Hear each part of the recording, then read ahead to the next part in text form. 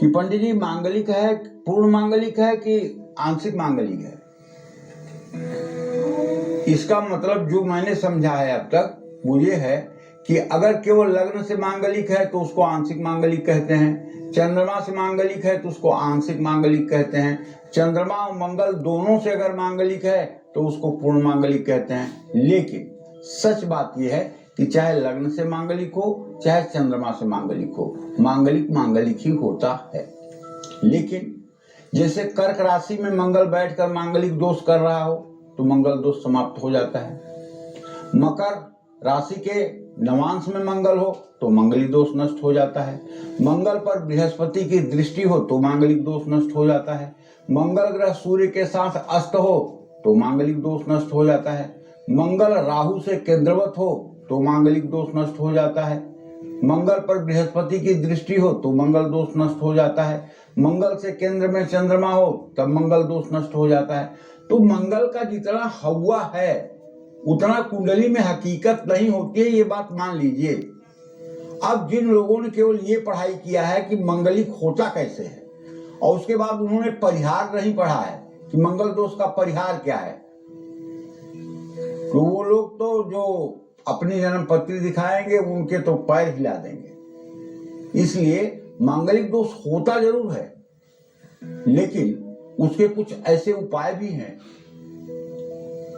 उसके कुछ ऐसे परिहार हैं जिससे मंगल दोष का परिहार हो जाता है और मांगलिक का कोई प्रभाव नहीं होता है। जैसे उदाहरण के लिए एक बात आपको बताऊं, किसी लड़की की कुंडली में विशाखा, सद्भिषा या अश्लेषा नक्षत्र हो, मंगलवार, शनिवार, रविवार का दिन हो, द्वितीया, सप्तमी, द्वादशी तिथि हो, इस योग में जन्म हो तो विषकन्या योग होता है। बहुत खतरनाक होता है। विषकन्याओं के बारे में तो कहा जाता है कि चाहे जितनी शादियां हो शादियां ही नहीं टिकती हैं। लेकिन अगर बृहस्पति या शुक्र की दृष्टि हो जाए लग्न पर तो ये विषकन्या दोष गायब हो जाता है। अगर आप ये जान लिया कि विषकन्या दोष है और आपने परिहार नहीं जाना तब तो आप अनर्थ कर देंगे किसी के जीवन को ऐसा उल्टा सीधा बात बोल करके। तो उसका परिहार भी जानना है कि क्या जो दोष है वो समाधान हो रहा है, क्योंकि अधूरी जानकारी बहुत भयंकर होती है, चाहे अपने लिए चाहे दूसरों के लिए। और एक बात बहुत स्पष्ट रूप से कहना चाहूंगा, जब तक किसी विषय की विशेषज्ञता आपको न हो तब तक वो कार्य आपको नहीं करना चाहिए। ये भागवतिक अपराध है। अगर कोई डॉक्टर बहुत एक्सपर्ट नहीं है ऑपरेशन करने में और समग्र जानकारी नहीं है और किसी जीवन के साथ वो खिलवाड़ कर रहा है तो कोई देख रहा हो या न देख रहा हो, भगवान देख रहे हैं और भगवान इसका हिसाब किताब आपके साथ जरूर करने वाले हैं। इसी तरह से अगर आप किसी का भाग्य बता रहे हैं और आपको सम्यक ज्ञान नहीं है, सम्यक शास्त्रों का अध्ययन नहीं है, अनुभव नहीं है और आप उलट पुलट करके अपना मंगल चाहते हैं, अपनी लिप्सा चाहते हैं, तो भगवान देख रहा है। भगवान का कैमरा आपके ऊपर लगा हुआ है। आप उसका ग्रह शांत कर पाओ या ना कर पाओ, अपना ग्रह जरूर उग्र कर लोगे, ये मेरी गारंटी है। इसलिए बहुत सूझबूझ के साथ हर समय आदमी को और खास करके ज्योतिष करने वाले को, डॉक्टरी करने वालों को तो खास करके ये हर समय सोचना चाहिए कि मैं भगवान के रडार पर हूँ, मैं भगवान के कैमरे में हूँ, हर समय भगवान मुझे देख रहा है, मैं क्या कर रहा हूँ भगवान मुझे देख रहा है और मेरे इन कर्मों का फल मुझे मिलने वाला है। हर समय उसे अपने मन में ये बात जरूर सोचनी चाहिए। ईश्वर का भय हर समय होना चाहिए कि मैं जो बोल रहा हूँ ये शास्त्र सम्मत है, क्या यही सत्य है, क्या यह बोलना उचित है। इसलिए डॉक्टर और ज्योतिषी इन दोनों के लिए मेरी सलाह है कि देखिए आप भगवान के हर समय रडार पर हैं और आपकी छोटी छोटी बातें भी भगवान के रडार पर हैं। इसलिए आप कहीं माफ होने वाले नहीं हैं। अगर आपको किसी विषय की विशेषज्ञता नहीं है तो उसमें आप हाथ न डालें, क्योंकि हमारे शास्त्रों में गोदान, कन्यादान, अन्नदान, भूमिदान, भवन दान, सोना दान, सब दानों से बढ़ करके अभय दान कहा गया है।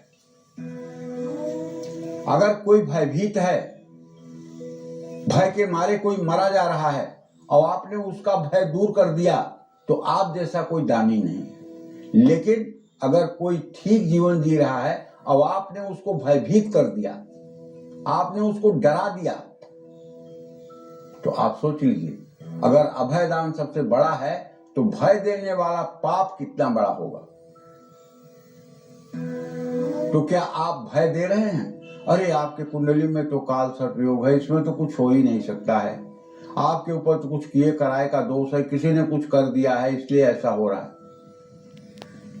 आपका मंगल तो इतना खराब है कि 5 शादियां भी नहीं टिकेंगी। क्या है ये? भय देने के अलावा है क्या? क्या ये सत्य है? क्या यही ज्योतिष में लिखा हुआ है? जब कोई काल सर्प योग कुंडली में बता रहे हैं, वो कह दिया कि मेरी परिस्थिति अच्छी है, हाँ तो काल सर्प योग में अमीर भी होते हैं, और जब खराब हो गया तो काल सर्प योग की गणना शुरू हो गई कि 144 प्रकार का होता है। चलो, तो कहने का मतलब यह है कि देखिए, अगर पहली बात, ज्योतिष की अधूरी जानकारी बड़ी खतरनाक होती है। ज्योतिष की अगर अधूरी जानकारी आपको है और किसी ग्रह को देख करके आपने अपने मन में बैठा लिया कि मेरा तो ये खराब होने वाला है, पक्का मानो चाहे आपके ज्योतिष में हो या ना हो, अब वो खराब आपका होगा। क्योंकि हम जैसा बार बार सोचते हैं वैसा यूनिवर्स में एक स्वरूप बन जाता है, अंतरिक्ष में एक स्वरूप बन जाता है, और वही स्वरूप कुछ दिनों के बाद हमारे सामने प्रकट होता है। मुझे याद है, उत्तर प्रदेश के एक बड़े कि कैबिनेट मंत्री ने हमसे कहा, यार ज्योतिषी मुझे क्यों लगता है कि मैं बार बार लगता है कि मैं जेल चला जाऊंगा, मैं जेल चला जाऊंगा। हमने कहा नहीं, ऐसा कुछ नहीं है, आप चिंता मत करिए, आप तो इतने पवित्र आचरण वाले व्यक्ति हैं, कुछ भ्रष्टाचार तो आपने किया नहीं, कुछ गलत आपने किया नहीं, आप क्यों जेल जाएंगे। कहेंगे यार ज्योतिषी मुझे पता नहीं क्यों 4-5 महीने से लग रहा है कि मैं जेल चला जाऊंगा, मैं जेल चला जाऊंगा, मैं जेल चला जाऊंगा। हमने कहा नहीं, ये सब नकारात्मक बातें नहीं सोचनी चाहिए, अगर आप नकारात्मक बात सोचेंगे तो ये सच हो जाएगा, क्योंकि अंतरिक्ष में मैसेज चला जाता है और उसके हिसाब से यूनिवर्स जो है घटनाएं घटित कर देता है। और हुआ ये कि 6-7 महीने बाद उनको जेल हो गई, 1.5-2 साल जेल में रह के आए, बिना किसी अपराध, बिना किसी गुनाह के। तो कहने का आशय ये है कि जब किसी चीज को हम बार बार इमेजिन करने लगते हैं, जैसे कोई महिला अपने पति के जीवन को लेकर के हर समय आशंकित रहती है, कोई व्यक्ति अपने नौकरी को लेकर के आशंकित रहता है, कोई व्यक्ति अपने व्यवसाय को लेकर के आशंकित रहता है, तो उसमें नकारात्मक सोच आती है, और जब नकारात्मक सोच आती है तो नकारात्मक परिणाम भी होते हैं। इसलिए मैं अपने सभी दर्शकों से कहता हूं कि अपना जीवन हो या अपने परिवार का जीवन हो या राष्ट्र की बात हो, किसी के बारे में नकारात्मक मत सोचो, सबके बारे में मंगल सोचो, सबके बारे में बढ़िया सोचो, जो होना होगा वो होगा, लेकिन सोचो बढ़िया। क्योंकि गुरुजी भी कहते हैं कि जो बनना है वो सोचो, और जो सोचोगे वही बनोगे। ये बहुत बड़ी महात्मा की बात है, कोई मेरी बात नहीं है। मतलब आपको जो बनना है वो आप सोचिए, और जो आप सोचेंगे वही आप बनेंगे। लेकिन एक बार के सोचने से कुछ ना होने वाला है, इसको अनवरत सोचिए और सोचते रहिए।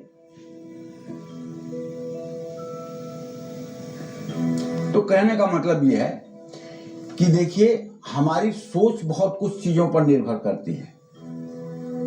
जाकी रही भावना जैसी, हरि मूरत देखी तिन तैसी। जैसी हमारी सोच और भावना होती है वैसा ही मुझे दृष्टिगोचर होता है। तो अब बात करते हैं मंगल ग्रह की।